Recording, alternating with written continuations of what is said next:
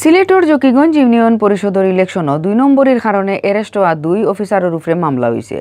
বৃহস্পতিবার জৈন্তা থানার এক দারোগা বাদী হইয়া তারার উপরে মামলা দিছেন। জকিগঞ্জ থানার ওসি আবুল কাশেমে এই বিষয় নিশ্চিত করছেন। এরেস্ট হওয়া ইনতাই নইলা জকিগঞ্জ উপজেলার খাজল শাহ আর বারওয়াল ২ ইউনিয়নের রিটার্নিং অফিসার আরিফুল হক আর জকিগঞ্জ সদর উপজেলার ইলেকশন অফিসার সাদমান সাকিব। বুধবার জকিগঞ্জ আর কয়টা ইউনিয়নের লগে খাজল শাহ আর বারওয়াল ইউনিয়নের ইলেকশন হয়েছে।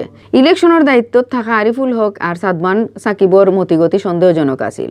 বাদে গোয়েন্দা অকলর গেছ থাকি খবর পাইয়া এক সেন্টারের সামনে থাকি তারারে এরেস্ট করা হয়। এই সময় গাড়ি থাকি নাওমার্কাত সিলমারা চেয়ারম্যান পদর ৪০০ ব্যালট আর একু হিসাবর বেটা আর বেটি মেম্বারনির সিলমারা ব্যালট উদ্ধার করছেন।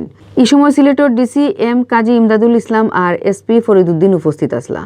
এই সময় আরিফুল হকর গাড়িত ১,২১,৫০০ টাকা, এক বোতল ফেন্সিডিল, ইয়াবা খানির জিনিস পাওয়া গেছে। ই গাড়ি লইয়া তারা খাজল শাহ ইউনিয়ন সেন্টারও যাওয়াত আসলা।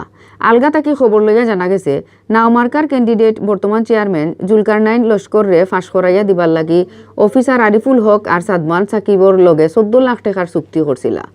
এর লগে বেটা আর বেটি মেম্বার নিরে ফাঁস করানির লাগিও ২ লাখ টাকার চুক্তি করা হয়। ইবাইদি ই ২ ইলেকশন অফিসাররে এরেস্টর ঘটনায় খাজলশাহ ইউনিয়ন ইলেকশন স্থগিত করা হয়েছে। বুধবার রাত ইলেকশন কমিশনের ডেপুটি সেক্রেটারি মোহাম্মদ আতিয়ার রহমানের সাইন করা চিঠিত খোয়া হয়েছে ২ রিটার্নিং অফিসার এরেস্ট হওয়ার কারণে জকিগঞ্জর খাজলশাহ ইউনিয়নের সব বুথ সেন্টারের ইলেকশন স্থগিত করার সিদ্ধান্ত লইছে ইলেকশন কমিশনে।